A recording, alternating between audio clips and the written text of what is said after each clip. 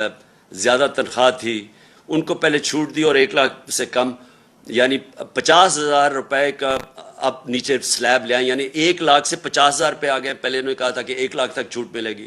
50,000 روپے مہینے پہ بھی ٹیکس آ گیا ہے. 1,00,000 روپے مہینے سے جو زیادہ ہے ان کا ٹیکس ڈبل کر دیا.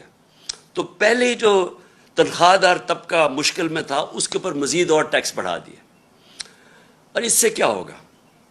اس سے لوگ مجبور ہوں گے ٹیکس کی چوری پہ. جو ہم نے اتنی مشکلوں سے پاکستان میں بڑی دیر کے بعد ریکارڈ ٹیکس اکٹھا کیا تھا، اور ریکارڈ ٹیکس اکٹھا کا مطلب یہ کہ کبھی پاکستان سوچ نہیں سکتا تھا. ہمیں تانے دیے جاتے تھے کہ 6,000 ارب روپیہ آپ ٹیکس کیسے اکٹھا کریں گے. اس سے زیادہ ہم نے کیا. اور میں آپ کو گارنٹی کرتا ہوں کہ جو ہم قدم اٹھا رہے تھے، ہم 8,000 ارب اور اس سے بھی آگے جانا تھا اس سے اگلے سال. وہ کیسے؟ ہم وہ جو موجودہ لوگ ہیں انہی کے اوپر بوجھ نہیں ڈالنا چاہتے تھے، ہم ٹیکس بیس بڑھانا چاہتے تھے. اور اس کا طریقہ کیا تھا کہ ہم نے بڑی مشکلوں سے نادرا کے ساتھ مل کے آئیڈینٹیفائی کیا کہ 4,30,00,000 گھرانے تھے، 4,30,00,000 جو ٹیکس نہیں دیتے تھے. ان کو ہم نے آرٹیفیشل انٹیلیجنس، یہ ایک نیا طریقہ ہے جس سے آپ ان کی رہن سہن کیسا ہے، ان کے پاس گاڑی ہے، گھر کدھر ہے، یہ ساری چیزیں دیکھ کے ان کی ٹریول کتنی ہے وہ فیڈ کر کے کمپیوٹر میں آرٹیفیشل انٹیلیجنس کے ذریعے ہم نے سب پتہ چل گیا تھا کہ کون کتنا ٹیکس دے سکتا ہے. اور اپریل سے جب ہماری گورنمنٹ گئی ہے ہم نے پورا پلان بنایا ہوا تھا کہ ان کو ہم نے کیسے ٹیکس نیٹ پہ لے کے آنا ہے. اس کا مطلب ہمارا ٹیکس نیٹ بڑھ جانا تھا، اور بجائے انہی لوگوں کے اوپر زیادہ ٹیکس ڈالتے بلکہ اگر ہم کم بھی ٹیکس کرتے تو کیونکہ وہ نیٹ بڑھ جانا تھا ہمیں ہماری ٹیکس کی آمدنی جو میں سمجھتا ہوں کہ 8,000 سے پھر ہم نے اوپر جانا تھا. پھر ہم نے ایک ٹیکنالوجی کا استعمال کیا اور یہ سارا ٹیکنالوجی کے ذریعے ہمارا پلان تھا. ہم نے جو ٹریک اینڈ ٹریس سسٹم ہے یہ جو بڑی ہم نے دیکھا کہ شوگر انڈسٹری کے اندر جب تفتیش کی تو جو شوگر انڈسٹری کے اندر کئی ملز 70% صرف ڈکلیئر کرتے تھے اپنی سیلز ٹیکس کے لیے کہ کتنی انہوں نے چینی بنائی ہے، باقی 30% وہ آف بکس بیچتے تھے، یعنی اس کے اوپر سیلز ٹیکس نہیں دیتے تھے. اس کے لیے ہم ٹریک اینڈ ٹریس سسٹم لے کے آئے کہ ایک ایسا سسٹم ہے کہ اس کے ذریعے ہر بوری کے اوپر وہ لگتا ہے تو بیٹھے ہمیں پتہ چل جاتا ہے کہ کتنا انہوں نے پروڈیوس کیا اور کتنا وہ بیچ رہے ہیں. یعنی یہ جو چوری ہے سیلز ٹیکس کی اس کو ختم کرنے کے لیے سسٹم لے کے آئے تھے. 20 انڈسٹریز کو ہم نے چنا تھا، 3 پہ ہم شروع کر دیا تھا ٹریک اینڈ ٹریس سسٹم، اور ہمارا پلان تھا کہ 20 تک ہم پہنچیں گے. تو ہم نے جو اپنا ٹیکس تھا اس طرح بڑھانا تھا، ٹیکس کی چوری کم کر کے. پھر جو ریٹیل سیکٹر دکانیں جو ہیں اس وقت جو دکانوں کا جو ٹوٹل دکانوں کی جو پیسہ دکانوں سے بنتا ہے، یعنی جو ان کا جو ٹوٹل ٹرن اوور ہے وہ 20,000 ارب روپیہ ہے، اور جو ٹیکس دیتی ہیں دکانیں وہ صرف اس میں سے 4,000 ارب دیتی ہیں. تو ہم ٹیکنالوجی کا استعمال کر کے باقی دکانوں کو بھی ٹیکس نیٹ میں لانا چاہتے تھے. تو کوشش کیا کر رہے تھے کہ ٹیکس نہ ہم بڑھائیں، ہم ٹیکس بیس بڑھائیں اور اس سے ہم پیسہ اکٹھا کریں. اور انشاءاللہ اس پہ ہم ٹارگٹ پہ جا رہے تھے اللہ کے فضل سے، جس طرح ہماری ریکارڈ ٹیکس کلیکشن ہوئی. اور کیونکہ ہم نے بوجھ نہیں ڈالا اپنی انڈسٹری کے اوپر، ریکارڈ پرفارمنس تھی ہماری انڈسٹری کی، ہماری ریکارڈ ایکسپورٹس تھی.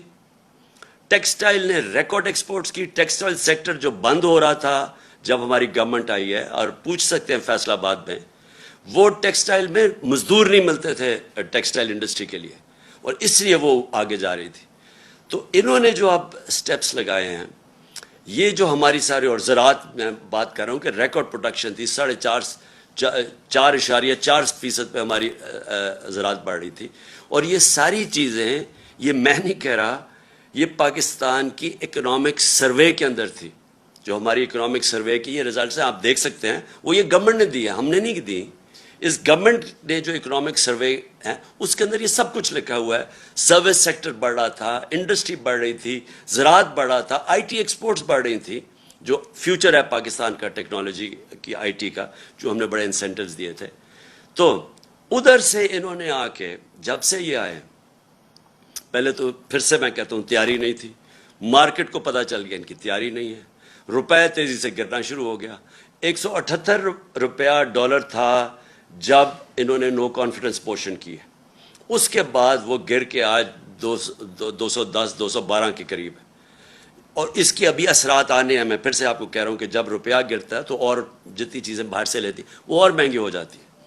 روپیہ گرا، سٹاک مارکیٹ گری، مارکیٹ نے سمجھ گیا ان کا کوئی پلان نہیں ہے، اور اس کے بعد ریکارڈ مہنگائی بھی ہوئی. اور اب یہ جو بجٹ دیا ہے اس سے آپ یہ سمجھ لیں کہ ابھی مہنگائی نہیں صرف ہونی، صرف اس سے جو تنخواہ دار اور جو موجودہ ٹیکس پیئرز ہیں ان کے اوپر ہی نہیں بوجھ آنا، اس سے ہمارے روزگار کے اوپر فرق ہوگا.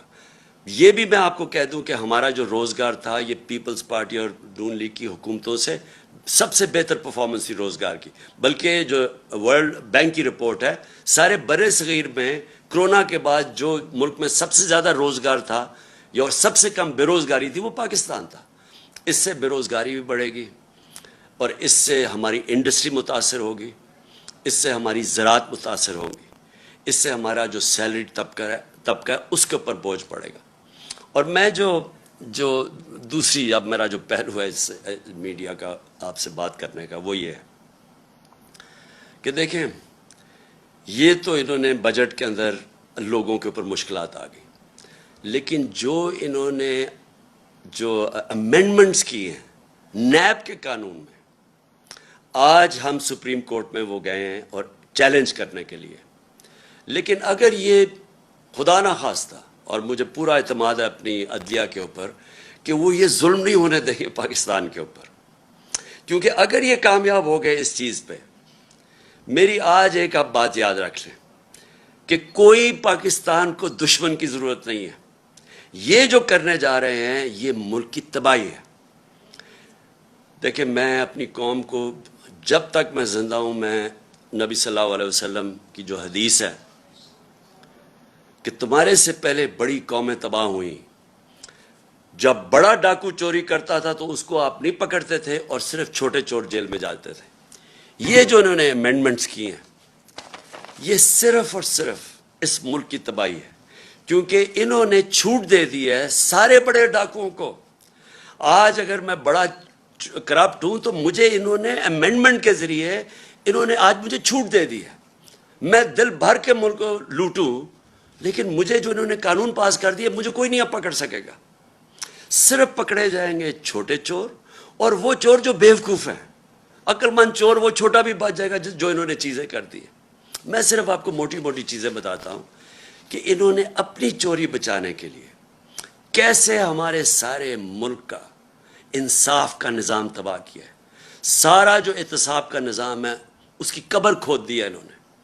بلکہ انہوں نے پاکستان کے مستقبل کی اس کے سامنے وہ اندھیرے میں ہیں. اور میں آپ کو بتاتا ہوں کیا کیا انہوں نے سب سے پہلے یہ کیا کہ اگر میں ہوں سرکاری، میں ایم این ہوں، میں وزیر ہوں، میں وزیر اعظم ہوں، میں بیوروکریٹ ہوں، میں اگر چوری کرتا ہوں اپنی پوزیشن کو، اپنی پبلک پوزیشن کو استعمال کرتے ہوئے میں چوری کرتا ہوں، میں پیسے بناتا ہوں، میں اگر وہ اپنے بیوی بچوں کے نام ڈال دیتا ہوں، دوستوں کے ڈال دیتا ہوں، رشتہ داروں کے نام پہ کر دیتا ہوں، اس نئے قانون کے مطابق مجھے کوئی نہیں پکڑے گا. یعنی آپ یہ سمجھ جائیں کہ اگر آج نواز شریف اگر وہ اپنی بیٹی کے نام پہ باہر پراپرٹیز لے لیتا ہے، آپ کوئی نہیں پوچھ سکتے. آپ بڑے بڑیاں زمینیں خرید سکتے ہیں اپنے بچوں کے نام پہ، آپ کو کوئی نہیں پوچھ سکتا، کیونکہ انہوں نے تو کہہ دیا کہ جناب صرف وہ ذمہ دار ہے، اگر میرے پاس پیسے تو میں جواب دوں. اچھا، لیکن نہ تو یہ جو فلودے والے اور یہ جو پاپڑ والے جن کے نام پہ انہوں نے بے نامی چیزیں لی تھی، یہ اب سارے پاک ہو جائیں گے اس سے.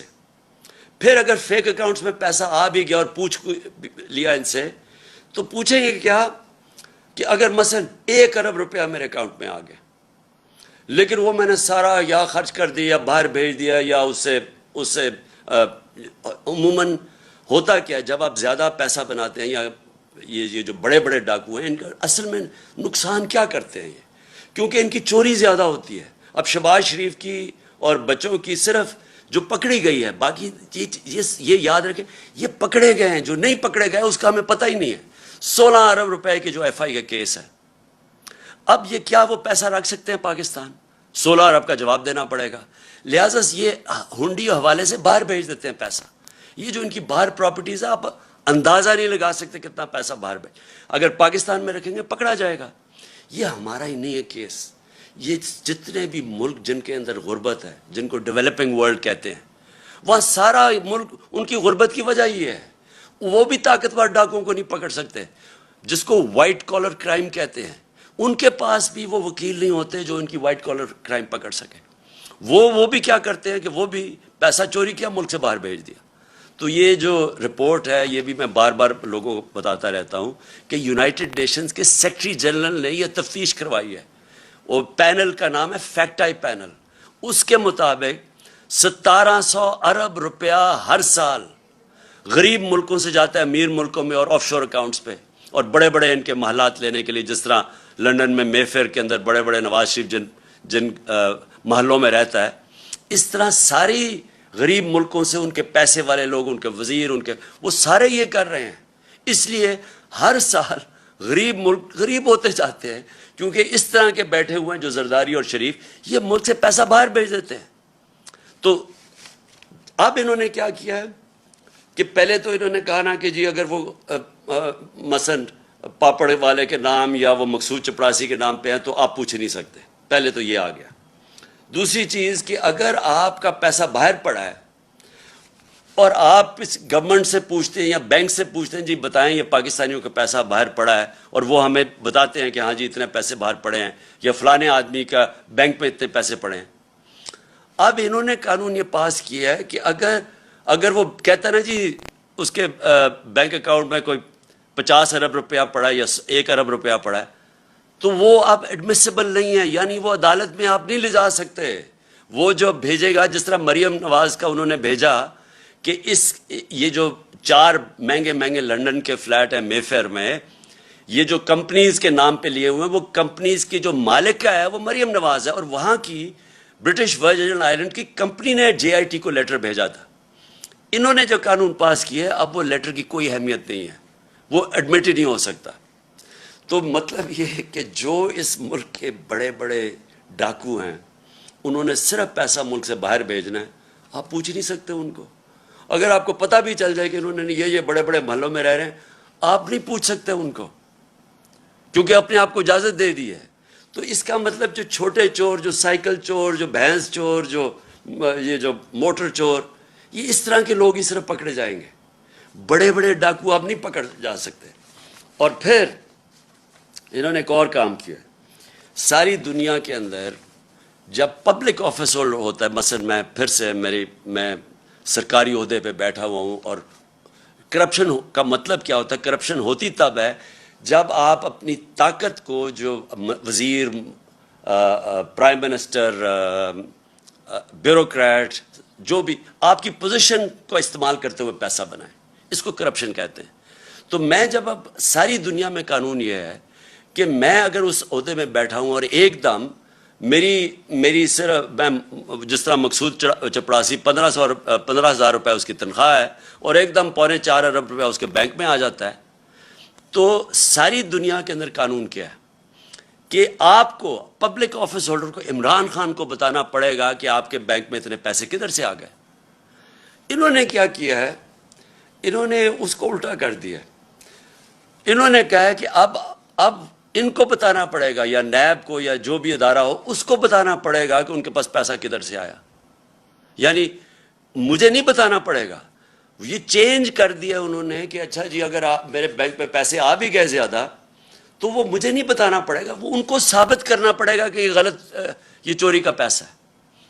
یہ وہ کام کر رہے ہیں جو کہ پہلی دفعہ پاکستان میں یہ قانون بدل رہے ہیں. یہ وہ کام کر رہے ہیں جس کو وائٹ کالر کرائم کہتے ہیں، اس کو پکڑنا ناممکن ہو جائے گا. آگے ہی پاکستان میں جو وائٹ کالر کرائم ہے، جو پیسے والے لوگ ہیں، جو بڑا پیسہ چوری ہوتا ہے، آگے پاکستان میں ہمارے لیے بڑا مشکل ہے ان کو سزا دینا، آگے مشکل ہے. تو انہوں نے تو ان کے لیے اور آسان کر دیا چوری کرنے کے لیے. انہوں نے تو یہ کر دیا کہ اب گورنمنٹ کدھر سے ثابت کرے گی؟ ان کے پاس مہنگے وکیل ہیں جنہوں نے اربوں روپے کی چوری کرنی ہے ان کے تو وکیل بڑے مہنگے مہنگے. گورنمنٹ کدھر سے گورنمنٹ کا وکیل ثابت کرتا پھرے گا نہیں جی اصل میں وہ وہاں چوری کی ہے, کیونکہ چھپانے کے اتنے طریقے ہیں, باہر کی کمپنیز ہیں, باہر سے ریمیٹنس دکھاتے, 100 طریقے انہوں نے اختیار کیے ہوئے ہیں جس کی وجہ سے ہمیں مشکل ہوتا ہے. تو اب تو انہوں نے ناممکن ہی کر دیا ہے کہ اب اس کا مطلب کہ اگر یہ سارے جتنے بھی اب گورنمنٹ میں آ کے ہم جتنی مرضی اب ہم چوری کریں اب ان کو پکڑ ہی نہیں سکتے. یہ جو انہوں نے کیا ہے, میں آپ کو یقین دلاتا ہوں کہ میری جو ساری سٹرگل آج سے 26 سال پہلے میں نے شروع کی تھی, میں پہلا آدمی تھا جو کرپشن کو مین ایشو لے کے آیا تھا پاکستان میں, کیونکہ میں نے دنیا دیکھی ہوئی تھی. کسی بھی دنیا کا ملک جس کے اندر کرپشن ہوتی ہے, ہائی لیول کی کرپشن, دیکھیں 2 لیول کی کرپشن, ایک تو نا چھوٹے لیول کی کرپشن ہے, پٹواری نے پیسے لے لیے, اس نے لے لیے, تھانے دار نے پیسے لے لیے, ایک تو وہ کرپشن. ایک ہے جب وزیر اور اس کے پرائم منسٹر یا اس کے صدر جب طاقتور لوگ کرپشن کرتے ہیں وہ زیادہ پیسہ چوری کرتے ہیں. چھوٹے لوگوں کے پاس اتنا زیادہ پیسہ چوری کرنے کی ہوتی نہیں, ہوتے کئی کرتے بھی ہیں, لیکن اصل جو ملک کا تباہی ہوتی ہے وہ بڑے بڑے لوگ جب پیسہ چوری کرتے ہیں اور وہ چوری کر کے مجبوری سے پیسہ باہر بھیجنا پڑتا ہے کیونکہ ملک میں پکڑے جائیں گے. اب جب یہ کر دیا انہوں نے, جو ایک نیب جس کا کام تھا کہ ان لوگوں کو پکڑنا, کیونکہ اس کے پاس انہوں نے سارے قانون بنائے ہوئے تھے اس کو پکڑنے کے لیے, انہوں نے وہ سب کچھ ختم کر دیا. اپنے آپ کو بچانے کے لیے انہوں نے ملک کے اندر دروازے کھول دیے چوری کے.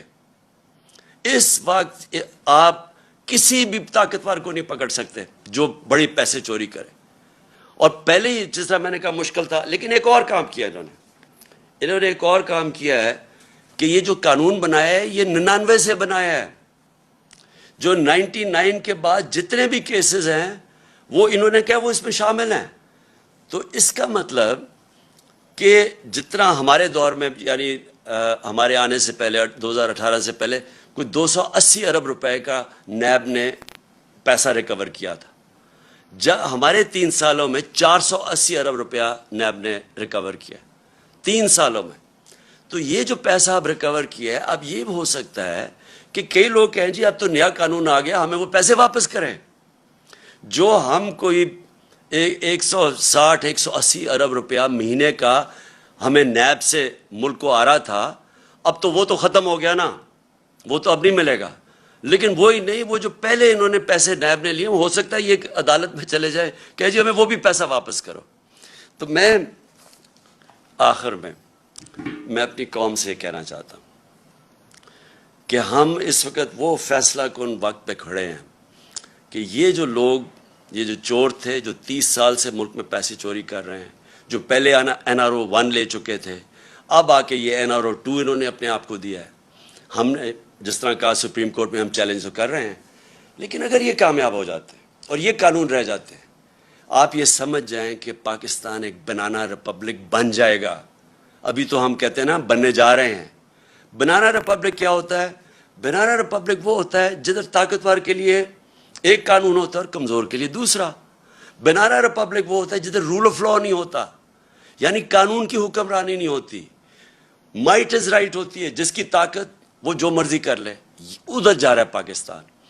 ایک طرف ہم نے ٹیکس لگا دیے لوگوں کے اوپر, تنخواہ دار لوگوں کے اوپر, اپنی کارپوریٹ کے اوپر ٹیکس لگا دیے, کسانوں کے اور عام آدمی کے لیے ڈیزل پٹرول بجلی وہاں تک پہنچا دیا ہے کہ ان کے لیے اب مشکل ہوگا گزارا کرنا. دوسری طرف جو سب سے بڑے طاقتور ڈاکو ہیں اس ملک میں, جنہوں نے 30 سال سے لوٹ رہے ہیں ملک کو, جن کے پاس اربوں روپے کی پراپرٹیز باہر ہیں, ان لوگوں کو 1100 ارب روپیہ معاف کر دیا ہے. ٹیکس لگا رہے ہیں, ہم نے کتنے ٹیکس 8 انہوں نے ایکسٹرا IMF کے کہنے پہ ٹیکس لگائے ہیں. تو وہ جو لوگ لوٹ رہے تھے ملک کو, 1100 ارب روپیہ ان کا معاف کر دیا ہے اس نیب امینڈمنٹ نے. 1100 ارب روپیہ. ذرا ذہن میں ڈال لیں کہ یہ پیسہ پاکستان کا پیسہ تھا جو چوری ہوا ہے.